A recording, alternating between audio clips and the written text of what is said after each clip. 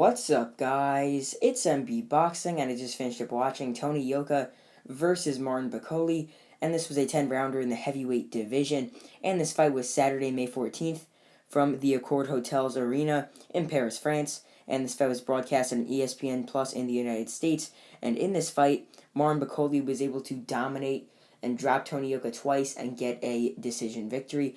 I honestly do not know what the judges scored this fight because when the decision was being announced, it was in French, and I obviously do not know French, but I scored this about 98 to 90 in favor of Martin Bakole. I only gave Tony Yoka 2 rounds.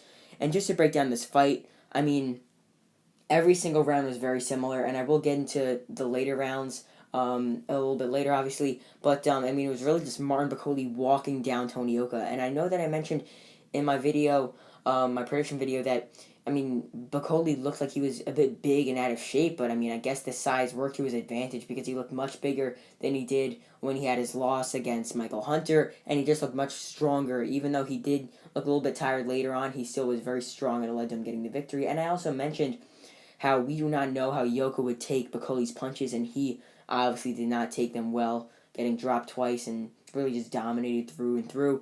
So just before I really get into the knockdowns and round by round, just comment down below your scorecard for this fight because, I mean, as of now, I have not seen the scorecards yet, but I'm assuming that they're pretty wide in favor of Bakole based off of his pure domination in this fight. So just to break down this fight round by round, round one, I mean, Bakole started out just guns blazing, just coming forward and really just breaking down.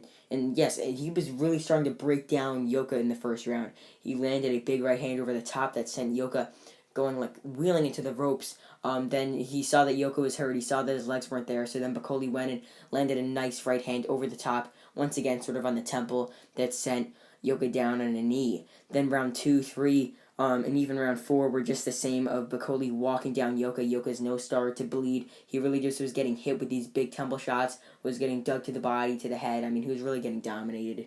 Then in the 5th round, I mean, I wasn't sure if this was a slip or a knockdown, but it seemed like Yoka might have been hit with a left hook sort of on the temple area, or a left, maybe a jab or a hook on the temple area. I wasn't really too sure because they didn't really replay it too much.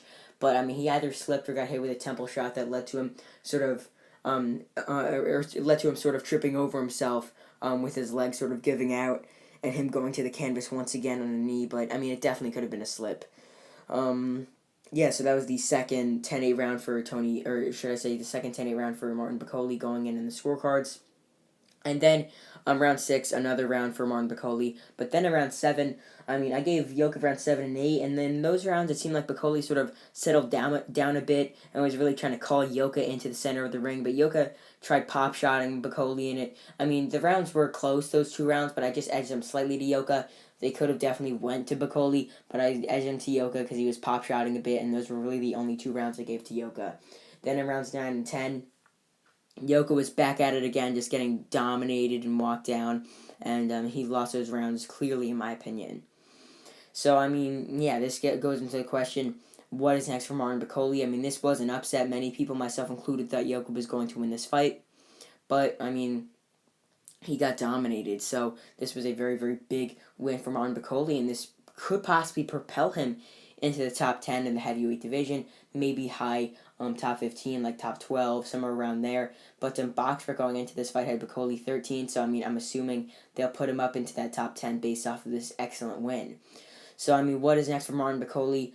I mean, if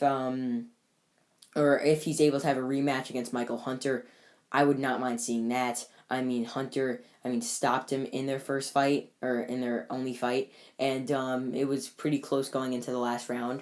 So, I mean, I wonder how Bakole would do, bigger and stronger and more experience in their fight. He had 11 fights when he fought Hunter. Now he has, I believe, like 18, 19, somewhere around there, if I'm correct. But, yeah, I think it would be a much more competitive fight. And even based off of Hunter's last performances, it seemed like Hunter has been a bit worse since then. And it seems like that Bakole's gotten much better. So, I mean, even if he doesn't fight Hunter in a rematch, I would definitely like to see Bakole take on someone else inside the top 10, top 15, and maybe even get a title eliminator based off of this big win.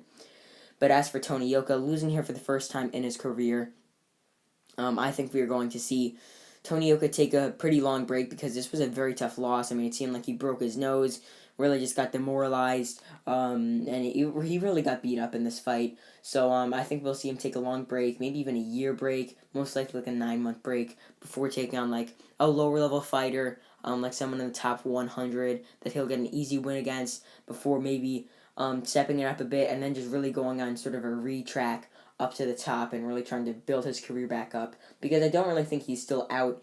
He's still a very solid fighter. I mean, if you look at the names that he's beaten, he could definitely beat up to like a top 25, top 30 level, but I think he's going to have to go back to that route again before getting another big opportunity against someone in the top 15. And I know, I mean, this is another big opportunity, but many people, I mean, were really discrediting Martin Bakole going into this fight. Some people were saying he was a stepping stone, but, I mean, he was a solid top 15 contender, even though I thought that Yoka would win by a late stoppage. I thought that Bakole would give him a tough fight, but, I mean, Yoka really just couldn't get past his power. So, overall, Martin Bakole drops Tony Yoka twice and gets a decision victory to get the best victory of his career thus far and to hand Tony Yoka his first ever defeat. And yeah, that's really it. I'm MB Boxing. Thanks for watching, and I'll see you guys later.